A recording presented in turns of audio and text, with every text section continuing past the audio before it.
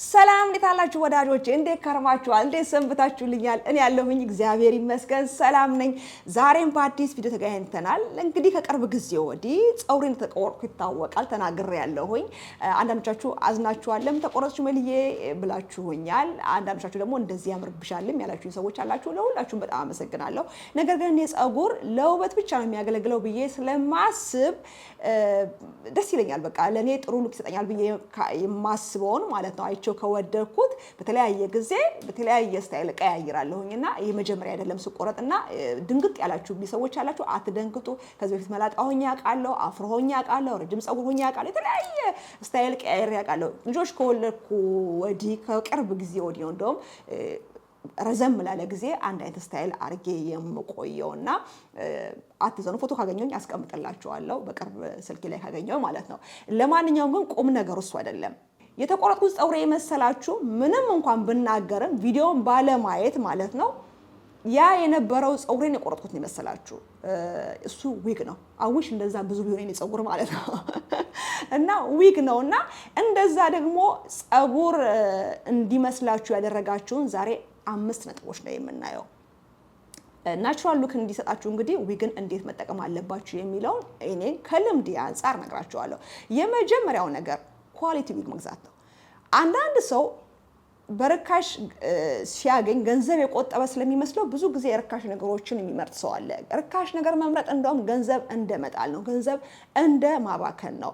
አዝማቻዝ የከፈላችሁትን ያክል ጥቅም ከሰጣችሁ ማለት ነው ቆንጆ ኳሊቲ ዊግ፣ ቆንጆ ለዊግ ብቻ ሳይሆን ለብዙ ነገር ማለት ነው ቆንጆ ኳሊቲ ነገር ገዝታችሁ እሱን በጥንቃቄ ብትይዙት የተሻለ ሉክ ይሰጣችኋል፣ የተሻለ እይታ ይኖረዋል ማለት ነው። ስለዚህ በተለያየ ጊዜ በርካሽ ፕላስቲክ ዊጎችን ከምትገዙ ይልቅ ጥሩ ሂውማን ሄር ከሂውማን ሄርም ደግሞ ታማኝ የሆኑ ካምፓኒዎችን መርጣችሁ ቆንጆ ሉክ የሚሰጡ ቆንጆ ሂውማን ሄሮችን ብትገዙ ብዬላለሁኝ። እኔ መጠቀመው ቪቪ ሄር ነው። ከዚህ በፊት ስትጠይቁኝ በኮመንት ላይም ለሁላችሁም ኮመንታችሁን ባየው ቁጥር እመልሳለሁ። ግን ደግሞ ሌላ የምትፈልጉ ሰዎች ካላችሁና ኬት እንደገዛው ማወቅ የምትፈልጉ ካላችሁ እኔ ከቪቪ ሄር ነው የምገዛው። ምንም እንኳን ትንሽ ከሌሎቹ ማርኮች ወደ ዲራ፣ ነገር ግን ደግሞ የከፈላችሁትን ያክል ጥቅም ይሰጣችኋል። የመጀመሪያው ነገር ኳሊቲ ዊግ መምረጥ ነው።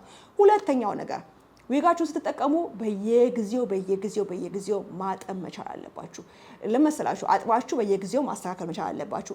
ለምንድን ነው መሰላችሁ ይሄን እምላችሁ? ብዙ ጊዜ ሂውማን ሄሮች ከህንድ ከሌላ ከዚህ ከኤሽያን ሀገሮች ምናምን ነው አለ የሚመጣው ማለት ነው። የነሱ ፀጉር ደግሞ ዞማ ነው። ስለዚህ እንደኛ እንደ ጥቁር ሰው ፀጉር ይሄ ምንድነው ስሙ ሆልዲንግ ስፕሬ፣ ሻይኒንግ ስፕሬ፣ ዘይት እንዲያብረቀርቅ ምናምን ስናደርግበት የመጠባበቅ ጸባይ ያለውና ከተጠባበቀ ደግሞ የሚያምር አይሆንም። እንዲሆነ ንስንስ ያለ ብትን ያለ ሉክ አይሰጠንም። እና ሂውማን ሄር ደግሞ በቃ የሆነ የራሳችሁ ሉክ እንዲኖረው የሚያደርጋችሁ እንዲህ ብትን ነገር አለ አይደል? እንዲህ ሳይጠባበቅ ንስንስ ነገር ሲል ነው ፀጉር የሚመስለውና እንደዛ አይነት ሉክ እንድታገኙ ማለት ነው በየጊዜው እያጠባችሁ እያስተካከላችሁ ማስቀመጥ አለባችሁ እንጂ የሆነ እዚህ ጋርና እዚህ ጋር የሆነ ጥብቅብቅ ነገር ብሎ የሚያምር አይነት ነገር አይሆንም። እና የሆነ ናቹራል ሉክ አይሰጥምና ከእንደሱ አይነት ነገር ተቆጠቡ ብዬላለሁ። ለምንድነው መሰላችሁ ይሄንን የምላችሁ?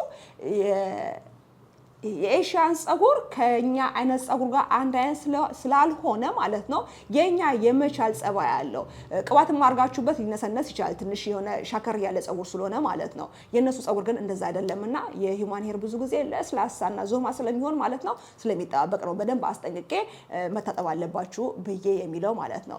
ሶስተኛው ዊግ ስትገዙ በተቻለ መጠን ከጥቁር መልክ ጋር የሚሄድ አይነት ዊግ ብትገዙ። ለምሳሌ በጣም ረጅም ባታደርጉት ማለት ነው። ለምሳላችሁ ረጅም ፀጉር ህንድ ብንሆን ወይ ከፔሩ ብንሆን ወይ ከማሌዥያ ከኢንዶኔዥያ ምናምን ብንሆን ፊት ሊያርገን ይችላል፣ ሊሄድብን ይችላል። ግን ደግሞ ብዙ ጊዜ የጥቁር ፀጉር የተለመደው የተወሰነ ርዝመት አለ አይደለ? በቃ ጥቁር ላይ የለመድነው አይነት ርዝመት ማለት ነው። በሱ ልክ ብታርጉት የራሳችሁ እንደሆነ ሉክ ይሰጥላችኋል ማለት ስታዩትም ራሱ የሆነ የራሳችሁ ፀጉር ይመስላል ማለት ነው። ነገር ግን በተለይ የምትሰፉ ልጆች እዚህ ጋር የራሳችሁ ፀጉር ነው ከዛ ዊጉ እዚህ ጋር ነው በቃ እዚህ ከወገባችሁ በታች ነውና የሆነ 4-5 ከርል ምናምን ነገር እንዲህ ሲወዛወዝ ከዛ እዚህ ጋር እናንተ ጸጉር ሲቀር የመጨረሻ የሚያምር ሉክ አይሰጥምና እንትናችሁ ራሱ የሆነ ቅንስ ያደርገዋል ውበታችሁንና ርዝመቱ ላይም ትኩረት ብትሰጡ ኦፍ ኮርስ የፊታችሁን ቅርጽ ማማከለ መሆን መቻል አለበት ኦቫል ነው ወይ ሰርክል ነው ወይ ፊት አራት ማዕዘን ነው ወይ የሚለውን ነገር እናንተ አይታችሁ የሚያምርባችሁ እናንተ የምታውቁት ግን ደግሞ የትኛውም አይነት ፊት ይኖራችሁ ማለት ነው ከጥቁር ሰው ጸጉር የበለጠ የሆነ በቃ ኤክስትሪም የሆነ ርዝመት ባታደርጉ ብያለሁ እንዲሁም ሌስ ዊግ የምታደርጉ ማለት ነው ከናንተ በቃ ምንም እንኳን እዚህ ጋር ቀርቶ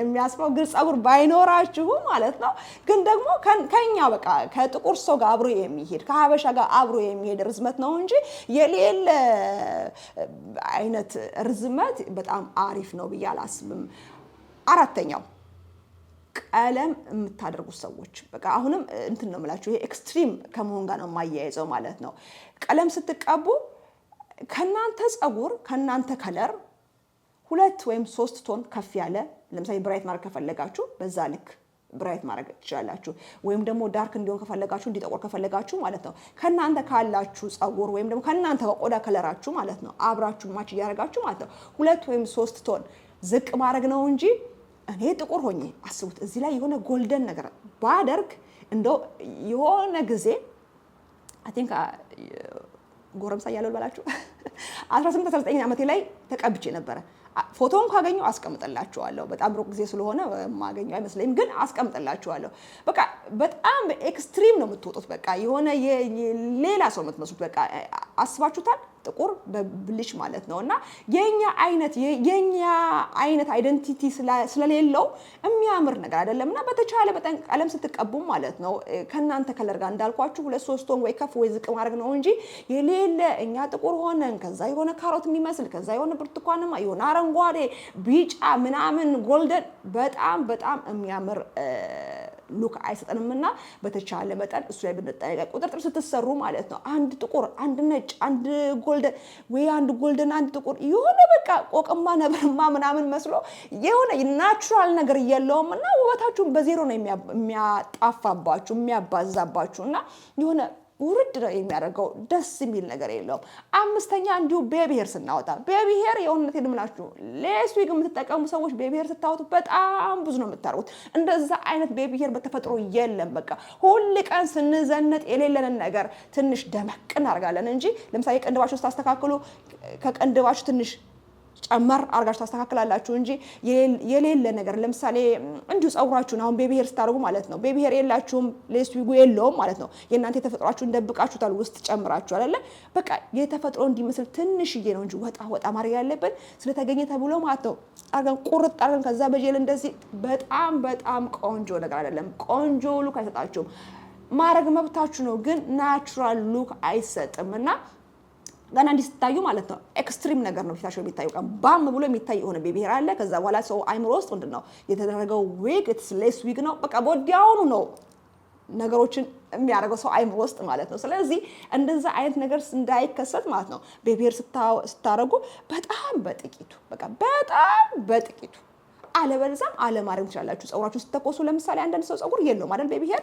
በቃ ሙጥጥ አድርጎ ሲያሲዝ ማለት ነው ልክ እንደዛ አለማድረግም ይቻላል እንጂ ስለተገኘ ተብሎ ጉምድ አድርጋችሁ ልጥፍ ምናምን ባታረጉ ደስ ይለኛል አሁን ብዙ ጊዜ እንደዚህ ከሆኑ ዘፋኞች ጋር ከሆኑ ኢንፍሉዌንሰሮች ምናምን ሲያረጉ ስለሚታይ ነው እነሱ ይውላችሁ ኤክስትሪም መሆን አላማቸው ነው ምክንያቱም ሰው አይምሮ አይንከን እስከሆኑ ድረስ ማለት ነው ሰው አይምሮ ውስጥ እንዲቀሩ አረንጓዴም ቀለም ቢቀቡ ቤቢ ሄርም እንደዚህ ቢያረጉ የሆነ ፖይንቴል ሲያሲዙ መሬት የሚጎትት ድረስም ረጅም አድርገው ቢያደርጉ ጸጉር እንደዛ ስለሚፈልጉ something different አድርገው ሰው አይምሮ ውስጥ መቅረስ ስለሚፈልጉ ነው እነሱን እያያችሁ እናንተም ቱ ኤክስትሪም አትሄዱ በቃ ማድረግ ያለባችሁ ከናንተ ውበት ጋር አብሮ ሊሄድ የሚችል በተቻለ መጠን ናቹራል የሆነ ሉክ እንዲሰጣችሁ ካደረጋችሁ የሆነች ድርብብ ያለች ጨዋ ቁንጅት ያለች በቃ ትንሽ ደመቅ ነገር ያለች አይደል የሆነ ውበታችሁ በቃ ይሄን ምናችሁ በዊግ ብቻ አይደለም ሜካፕ ስታረጉ ኤቭሪቲንግ በቃ ስትለብሱም የሆነ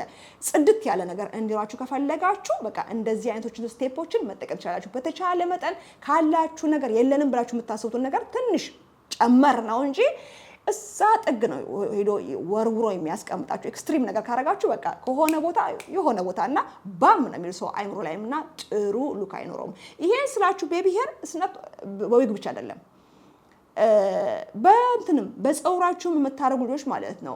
ሰዎች በጣም ትልልቅ ሰዎች በተለይ ከ30 ዓመት ካለፋችሁ የሆነት ነው የምላችሁ የምታረጉትን ነገር በጣም በመጠንቀቅ ማድረግ ብቻ አለባችሁ።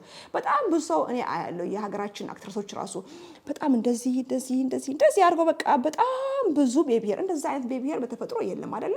ፀጉራችሁም ቢሆን በዛ ልክ እንዲቁጭ ብሎ እንዲምታረጉ የሆነት ፀጉር ቤት ያላችሁ ምስሉ ሰዎች እንዲህ አይነት ነገር የምታረጉ ሰዎች ካላችሁ ወይም ኦፍ ኮርስ አላችሁ የምታረጉ ሰዎች በማስተዋል ቢሆን እድሜን የምንሄድበትን ቦታ በማስተዋል ቢሆን ብዬ እላለሁ። ይሄ የኔ አመለካከት ነው። ልክ ህፃን ልጆች ቁጭ ብለው የተጫወቱበት እስከሚመስል ድረስ ማለት ነው እንደዚህ ከዚህ ድረስ አያምሩም እያልኳቸው አይደለም፣ ግን ለሁሉም ሰው አይሰራም። የ13 የ14 ዓመት ልጆች ያርጉ እንደዛ።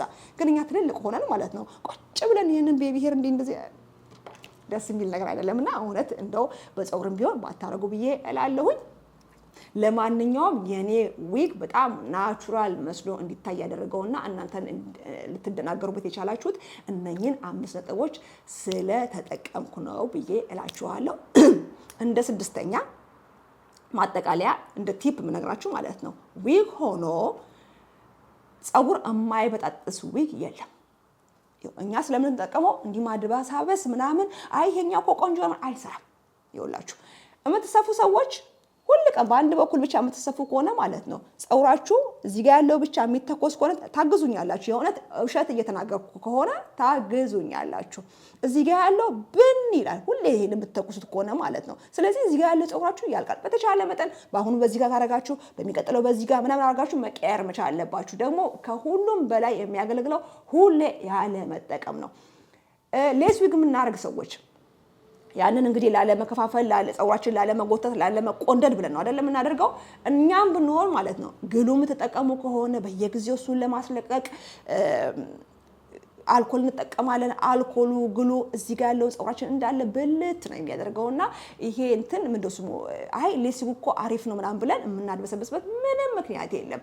በተቻለ መጠን ሌስ ዊግም ቢሆን ግሉ ለተጠቀሙ እንጂ ሁሉ ቀን ግሉ እያረጋችሁ አልኮል እያረጋችሁና ተላቀቅና ተጣበቅ የምትሉ ከሆነ የመጨረሻ ፀጉራችሁን ዳሜጅ ነው የሚያደርግባችሁ። ሁሌ የምንጠቀም ከሆነ እኔ ሁሌ አልጠቀም እናንተ ቪዲዮ ላይ ስለምታዩ ነው እንጂ ግሪክ ያለ ህዝብ እዚህ አቅራቢያ ያለ ህዝብ ያውቃል። ሁሌ የምጠቀም ሰው አይደለም። በተቻለ መጠን በፀጉሬ እሄዳለሁ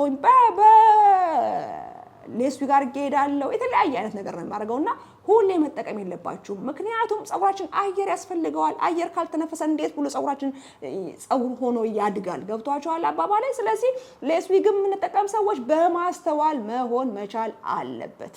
በተለይ ደግሞ በጣም አስጠንቄ የምነግራችሁ ይሄ ለክርስትና አልባሶ የምትሰሩ ሰዎች የእውነት በጣም መጠንቀቅ መቻል አለባችሁ። እንግዲህ ስንወልድ ስናጠባ ማለት ነው በውስጣችን ያለውን ሚነራል ኒውትሪሽን ለልጆቻችን እናካፍላለን አይደለ? ስለዚህ ፀጉራችንም ማግኘት ያለበትን ሚነራል በተገቢው መንገድ አያገኝም። ካልሽየሙ አይረኑ ምናምን ማለት ነው። ለዛ ነው ቫይታሚን የምንወስደው አይደለ? ስለዚህ ፀጉራችን ያኔ ስናጠባ የሚነቀለው ለዛ ነው። አንዳንድ ሰው ጥርሱ ሁሉ የሚሸረፍበት ሰው አለ። እግዚአብሔር ይመስገን እንደውም ኢትዮጵያ ውስጥ እንደዛ ያው ኦርጋኒክ ነገርም ስላለ ስለምንመገብ እንደዛ አይነት ነገር አይከሰትም እንጂ በብዙ ዓለም ብትሄዱ ጥርሳቸው ልክ ሲያጠቡ የሚወልቅባቸው የሚሸረፍባቸው ሰዎች አሉ። ለማንኛውም ግን እንደዛ አይነት ነገር ፀጉራችን ጠንካራ ስለማይሆን በእኛ ውስጥ ያለው ኒውትሪሽን እያካፈልን ስለሆነ ማለት ነው ልጆቻችን ማለት ነው። የዛን ጊዜ እናንተ አልባሶ ለክርስትና ጊዜ ጭምድድ አርጋችሁ የምትሰሩት ከሆነ ፀጉራችሁን የእውነት ነው የምነግራችሁ ይነቀላል አይደለም እንዲህ ተቦጭቆ ነው እንትን የሚላችሁ የሚወጣላችሁና በጣም መጠንቀቅ አለባችሁ። አዎ እርግጥ ነው የሆነ ለክርስትና ጊዜ አንድ ዝግጅት ሲኖር ባህላዊ ነገር ደስ ይላል። ግን በተቻለ መጠን ምናልባት ሌስ ዊግ ማድረጋችሁ ሹሩባ መስራት የምትችሉ ከሆነ ምናልባት የሆነ ብቻ ስታይል ፈጥራችሁ ያንን የምትፈልጉትን ባህላዊ ሉክ ማግኘት ከቻላችሁ የተለያየ ነገር መሞከር ነው እንጂ አልባሶ ከታችሁ ዊግ ጨምራችሁ አልባሶ ተሰርታችሁ ምናምን እንደዛ የምትጨመዱት ከሆነ ከዛ በኋላ ፀጉራችሁን እንደነበረ እናገኘዋለን ብላችሁ እንዳታስቡ። ክሊፕ የምታረጉ ሰዎችም ክሊፕን በራሱ ሸክም ስለሚበዛበት ፀጉራችሁ ማለት ነው ምንም እንኳን ብታጣብቁትና ብታወልቁትም ግን ሁሉ ጊዜ እዛ ጋር የምታረጉ ከሆነ እዛ ጋር ያለው ፀጉራችሁ ሸክም ስለሚበዛበት ሸክም ስለማይችል ፀጉራችን ይነቀላል ይበጣጠሳል እንዲሁ ሹርባ የምትሰሩ ሰዎች በቁጥጥር ሊሆን ይችላል ሌላው ቀርቶ በፀጉራችን ራሱ ቀጫጭን ሹርባ የምትሰሩ ሰዎች ወደ ኋላ በጣም ወጥጥ ያርጋችሁ ሁሉ ቀን አንድ አይነት ነገር ሁሉ ቀን ፖኒቴል የምታረጉ ከሆነ ማለት ነው ከዚህ ከፈለፊት ያላችሁ ፀጉር እየሸሸ ነው የሚሄደውና በተቻለ መጠን ነገሮችን ደጋግማችሁ አታድርጉ በተቻለ መጠን ደግሞ ፀጉራችሁን ላለመጎተት ላለመጨምደድ እንደዚህ ላለመቆንደድ ሞክሩና የፀጉራችሁን ጤንነት ጠብቁ ብዬ እላለሁኝ ከምንም በላይ ደግሞ ከምንም በላይ መጠንቀቅ ያለባችሁ ሁሉ ቀን ዊግ አትጠቀሙ እኔ በጣም የማላስባቸው ሰዎች እኔ እኮ ዊጌን ሳወልቅ